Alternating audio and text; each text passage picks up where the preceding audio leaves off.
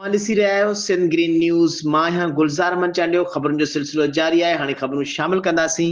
अकबर दिलवानी जी report मुताबिक़ ठटे में मर्फ इंतिज़ामिया हेठि हलंदड़ इस्पतालूं जंहिंमें सिविल इस्पताल ठटो बि शामिल आहे, जॾहिं त इस्पताल में दवाऊं कोन थियूं मिलनि। ऐवान साहब ठटे जे बाख़बर सरियनि मूजिबि दवाऊं सुज़ुकियूं भरे विकिरो कयूं पियूं वञनि।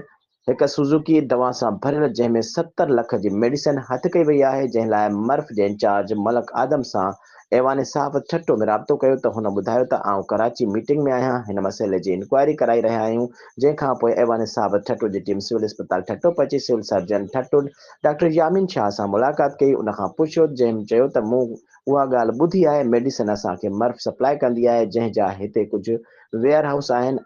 ऐवान साहब ठटो जी टीम सिविल इस्पताल ठटो जे टीबी वार्ड लॻ नर्सिंग स्कूल वटि 2 कमरा जेके वेयर हाउस तौरु ठहियल आहिनि, मेडिसिन उते पियल आहे ऐं उहो वेयर हाउस खे दवाऊं पकड़जण खां पोइ सील कयो वियो हुयो ऐं लेकिन उनखे खोले अंदरि कुझु मर्फ जा मुलाज़िम वेठा हुआ, जिन कारे रिकॉर्डिंग करे रिकॉर्ड खे अछोपे कयो त जीअं असांजे जिन छुटे। मर्फ इंतिज़ामिया स्टोर जे फार्मासिस्ट उन जे असिस्टेंट खे फ़िलहाल हटाए साइड करे छॾियो आहे ऐं इस्पताल में मर्फ जे करता धरता डॉक्टर शहज़ाद गोपांग जेको इस्पताल में मौजूदु हुयो, उन ऐवान साहब ठटो जी टीम खे ॾिसी हलियो वियो, जिते इस्पताल जे अमले ॿुधायो त मर्फ ऑफिस हलियो वियो। वरी ऐवान साहब ठटो जी टीम मर्फ ऑफिस मोको वठण लाइ वई त डॉक्टर शहज़ाद गोपांग उते न मिलियो ऐं उन सां फ़ोन ते राब्तो करण जी कोशिशि कई त फ़ोन न खयाई ऐं वरी मैसेज कयो वियो, लेकिन जवाबु न ॾिनई। जंहिं मां लॻे पियो त डॉक्टर शहज़ाद गोपांग जो मेडिसिन चोरी कंदड़नि खे फुल सपोर्ट आहे। यादि रहे त हीउ सिलसिलो काफ़ी टाइम सालनि खां हलंदड़ आहे।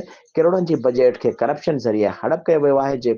हिन जे मुकमल इंक्वायरी कराई वञे। हुन चयो त ग़रीब ऐं मरीज़नि लाइ ईंदड़ बजट मिलंदड़ दवाऊं छो खाधियूं वेयूं, कंहिंखे हिसो पति मिलंदो रहियो।